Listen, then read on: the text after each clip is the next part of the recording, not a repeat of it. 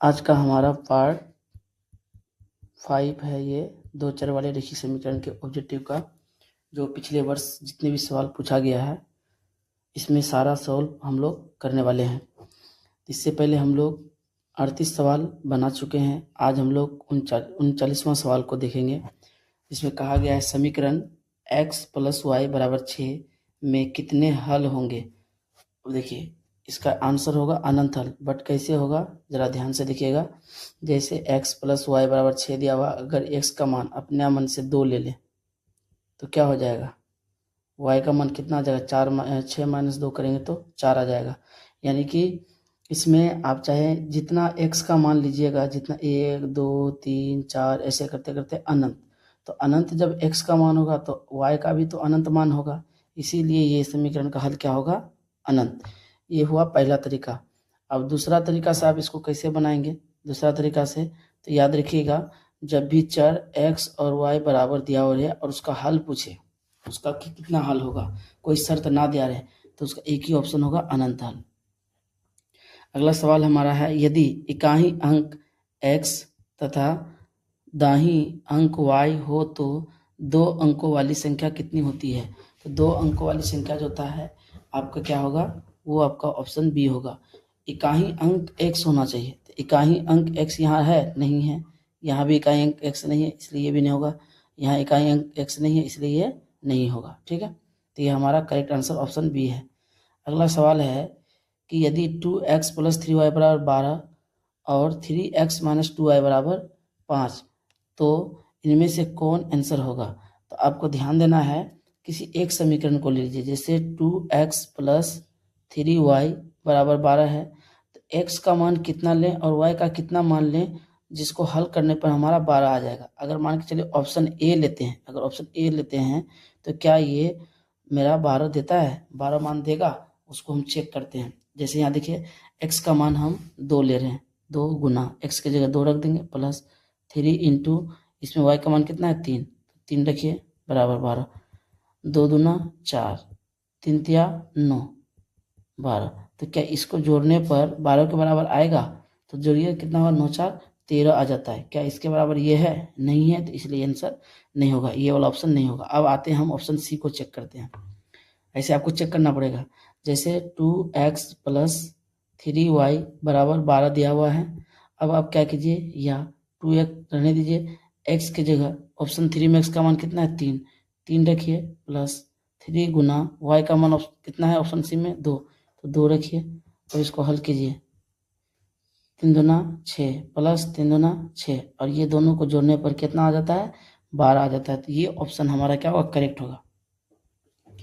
अगला सवाल है कि समीकरण युग्म x + 2y + 5 = 0 तथा -3x - 6y + 1 = 0 के हल होंगे। अदित हल होंगे, अनंत हल होंगे, कोई हल नहीं होंगे। देखिए, तो अदित हल होने के लिए क्या चाहिए, आपका शर्त क्या होना चाहिए, प्लस बराबर नहीं, बराबर नहीं। अगर ऐसा आ गया तो अदित हल होगा। ठीक है, उसके बाद अनंत हल के लिए क्या चाहिए, ये दोनों चिन्ह आना चाहिए। अनंत हल के लिए ये दोनों चिन्ह आना चाहिए, और कोई हल नहीं के लिए ये वाला बराबर चिन्ह आना चाहिए, दूसरा आपका बराबर नहीं का चिन्ह आना चाहिए। ठीक, तो याद रखिएगा, हम सारा बता दिए। अब आते इस सवाल को हम लोग हल करते हैं। x + 2y + 5 = 0 रहने दीजिए, बटे कीजिए -3x + -6y + 1 = 0। अब क्या कीजिए, x कट गया, y कट गया, और आपका क्या है, इधर 2 से कटेगा 2 तिया 6, इधर ऊपर क्या, यहाँ पर क्या बचा 1, तो लिखेंगे 1, और नीचे यहाँ उसके नीचे क्या बचा -3, तो लिखेंगे -3, फिलहाल लिखते हैं बराबर। उसके बाद ये वाला y वाला क्या बचा, ऊपर 1 और नीचे बचा -3, उसके बाद फिर लिखेंगे बराबर, और यहाँ क्या बचा 5, नीचे कितना बचा 1। अब यहाँ दिमाग लगाना है, क्या ये दोनों बराबर है, तो हाँ बराबर है, तो ये बराबर साइन लिखेंगे। क्या ये दोनों बराबर है, तो ये दोनों बराबर 1/-3 बराबर नहीं है 5 बराबर बटे 1, तो ये बराबर नहीं है, तो यहाँ लिखेंगे बराबर नहीं है। तो हमारा कौन सा सिंबल आया है, ये वाला सिंबल आया है, हमारा ये सिंबल आया है, अर्थात हमारा आंसर क्या होगा, इसका कोई हल नहीं होगा।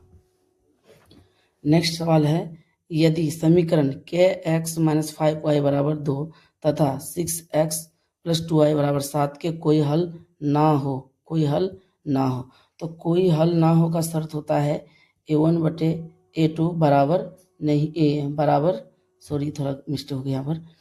कोई हल नहीं का शर्त होता है a1 बटे a2 बराबर b1 बटे b2, या a1 का मान कितना है, k है, ये वाला a1 का मान है, a2 का मान कितना है 6, तो आप 6 बैठा दीजिए बराबर b1 का मान कितना है -5, तो -5 लीजिए, b2 का मान कितना है +2, तो +2 लिखिए। ठीक है, अब इसको क्रॉस गुना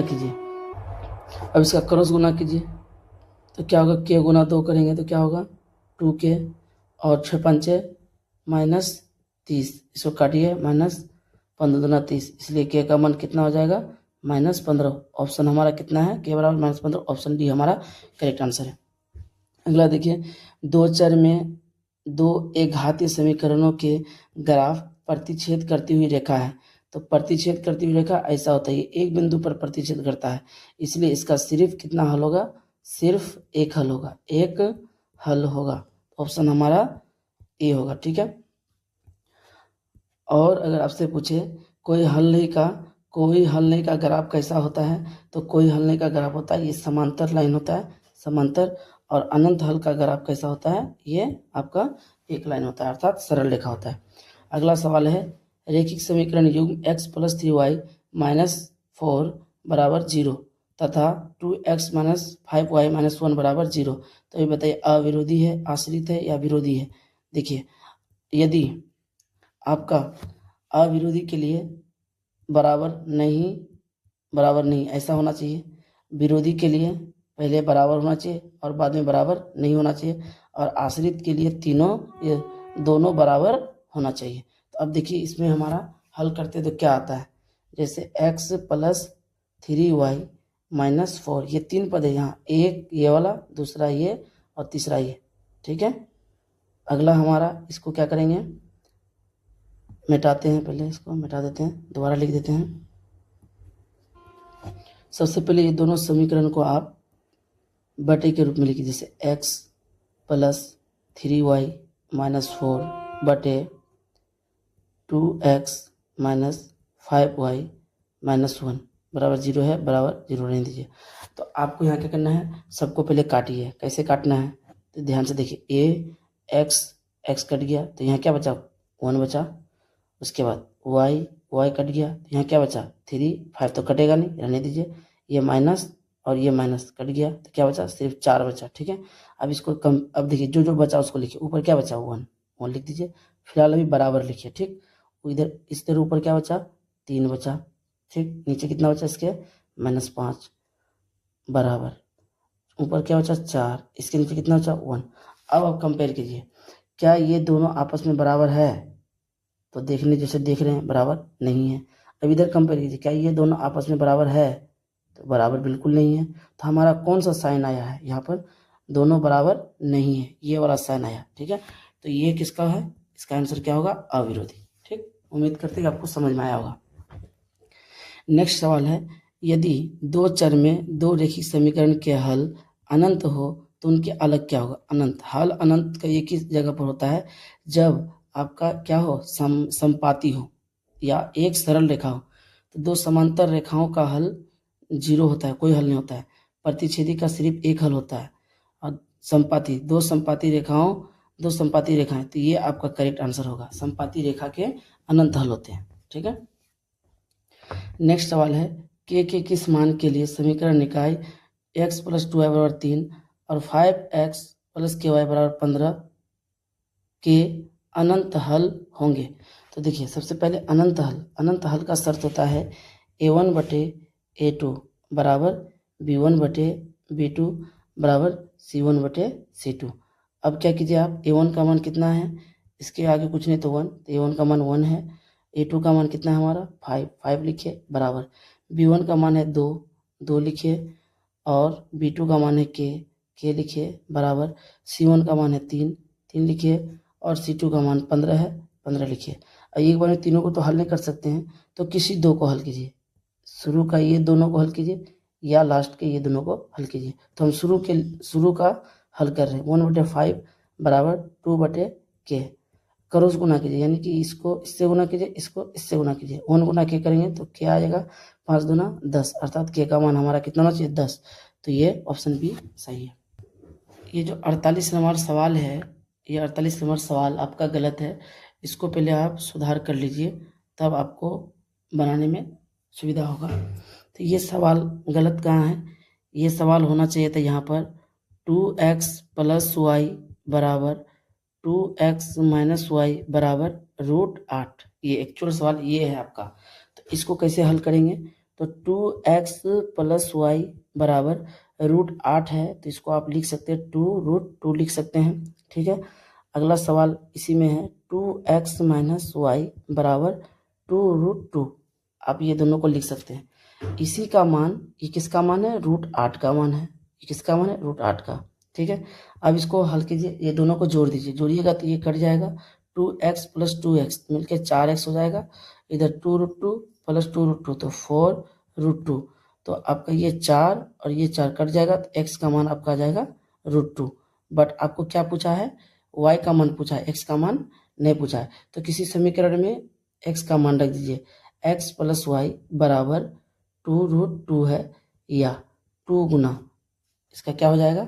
x का मान है कितना? √2 आया है, तो वो लिख दीजिए बराबर 2√2, या y बराबर क्या हो जाएगा? 2√2 - 2√2। इसका मान आ गया हमारा 0। ठीक है, तो y का मान कितना होगा? 0 होगा। अगला सवाल है k के किस मान के लिए समीकरण x + 2y बराबर 3 तथा 3x + ky बराबर 9 समपाती रेखाओं को प्रदर्शित करता है? तो समपाती रेखाओं को प्रदर्शित करने का शर्त क्या है? तीनों आपस में बराबर होना चाहिए। जैसे a1/a2 बराबर b1/b2 बराबर c1/c2 होना चाहिए। तो देखिए a1 का मान कितना है हमारा? इसके x के आगे कुछ नहीं है तो 1, इसलिए 1 होगा। और a2 का मान क्या हो जाएगा? 3 बराबर b1 का मान है 2, ये वाला 2, और b2 का मान है k। आगे हम लोग को और नहीं लिखना है, क्योंकि दो ही में हम लोग को गुना करना है। तो ये 1 गुना k करेंगे तो k आ जाएगा, और 3 गुना 2 करेंगे तो 6। तो k का मान हमारा कितना आना चाहिए? 6। ऑप्शन डी हमारा सही है। अगला सवाल है कि a1/a2 बराबर b1/b2 बराबर c1/c2 तो समीकरण निकाय इतना का हल होगा। तो ये तीनों बराबर है, तीनों बराबर है। ठीक है, या दोनों बराबर है, ये दोनों बीच में बराबर साइन आ गया, तो इसका क्या हल होगा? अनगिनत हल होगा। आदित्य हल का शर्त होता है a1/a2 बराबर नहीं b1/b2, इसलिए ये तो ऑप्शन होगा नहीं। कोई हल नहीं का शर्त होता है a1/a2 बराबर b1/b2 बराबर नहीं c1/c2 होता है, तो ये भी नहीं होगा। तो एक ही ऑप्शन बचा, सी हमारा सही आंसर होगा। अगला सवाल है, चलिए, किसी भी समीकरण का जो हल होता है वो 3 प्रकार का होता है। पहला, कोई हल नहीं होता है। ठीक, दूसरा, एक हल होता है, या अनगिनत हल होता है। यही 3 हम इस चैप्टर में जानते हैं। एक हल कब होगा? जब आपका बराबर शुरू में बराबर नहीं, ये दोनों साइन आएगा तो एक हल होगा। जब ये दोनों बराबर आ जाएगा तो हो जाएगा अनगिनत हल, और जब आपका एक बराबर आ जाए और दूसरे वाला बराबर ना आए तब हो जाएगा आपका कोई हल नहीं। तो देखते हैं हमारे पास कौन सा कंडीशन आता है। जैसे यहाँ पहला समीकरण दिया है 2x + 4y बराबर 3 बटे, दूसरा समीकरण में देखिए पहले y वाला दिया है तो पहले y वाला को नहीं लिखना है, पहले x वाला को लिखना है। 6x + 12y बराबर 6। ठीक है, अब इसको काटिए, x कट गया, 2 तिया 6, तो यहाँ क्या बचा? 1। ठीक, y कट गया, 4 तिया 12। ठीक, 3 दूना 6। तो हमारा क्या शर्त बन रहा है? 1/3 फिलहाल बराबर लिखिए, यहाँ कितना बचा? 1/3, फिर बराबर लिखिए, इधर क्या बचा? ऊपर में 1, तो 1 लिखिए, नीचे कितना? 2। अब अपने आप से सवाल कीजिए और कंपेयर कीजिए, क्या ये दोनों आपस में बराबर है? तो बिल्कुल बराबर है। उसके बाद क्या ये दोनों बराबर है? तो ये बराबर नहीं है। तो हमारा कंडीशन क्या बना? बराबर कोमा दूसरा वाला बराबर नहीं। कौन सा कंडीशन बना है? ये वाला। इसीलिए इसका कोई हल नहीं होगा। तो यही तक आज रहने दीजिए, कल फिर हम लोग अगले पार्ट में 51 से जो आगे के सवाल है अगले पार्ट में हल करेंगे। आप सभी को वीडियो देखने के लिए बहुत बहुत धन्यवाद।